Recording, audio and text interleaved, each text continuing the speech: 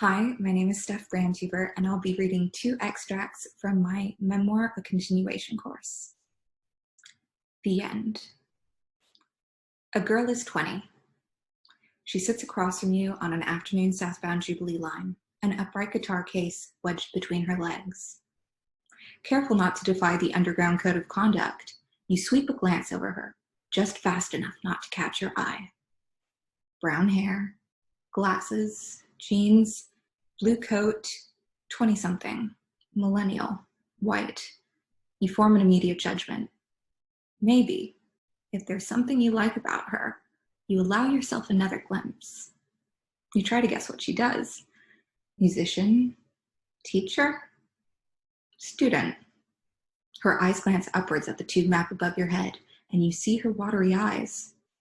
Smudged eyeliner. Crying? Was crying? Trying not to cry? She catches your stare. Embarrassed at being caught, you look down. You were bored of the game anyway, bored of the sad, nameless girl in front of you. Because sitting there, the protagonist of your own story, you're not to know the Russian mafia put a hit on her when she was 14. You're not to know she danced the electric slide with the men responsible for the economic crash. You're not to know she's just watched her mother slip from this life to the next. She is nobody to you. She is nobody. You pick up the newspaper on the seat next to you, open it up, and read. You don't look back up at the girl in front of you. You forget I'm even there. The arrival. I have blocked a great deal of my time in China from my mind. I do not recall the journey there, nor do I remember what day it was 10 years ago when I flew into Beijing. A great wall stands between myself and this time, a conscious barricade I rarely cross.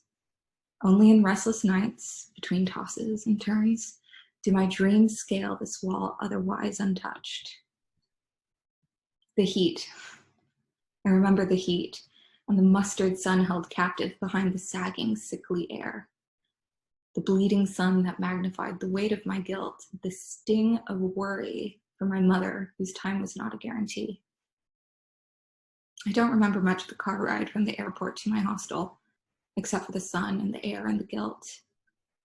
I did think then, in that car, as I often still think now, of the day my mother's cancer wig blew off her head mid-gust of wind on the King's Road. The way we ran after it, through stomach-wrenching gasps of laughter, weaving in and out of the withering looks and perplexed gazes of those who did not know the joy of having Angela in their lives. The day the wig blew away was the same day I was told we had to ration our toilet paper due to no money being left in the bank.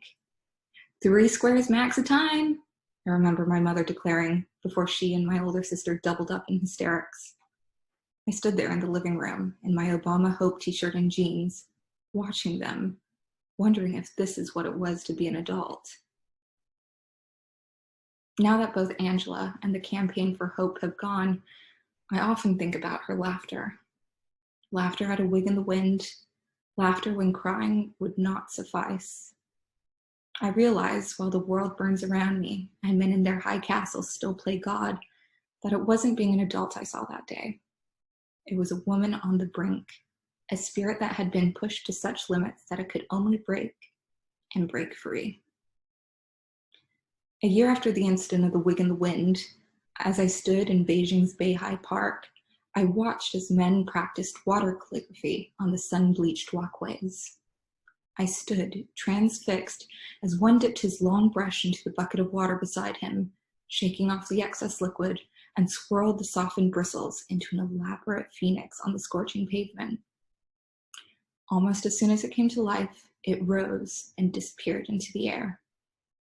The artist looked at me and smiled. He wetted his paintbrush once more as I watched him swirl out a portrait of me. I stared at it, a version of myself I almost recognized, and watched it vanish without trace.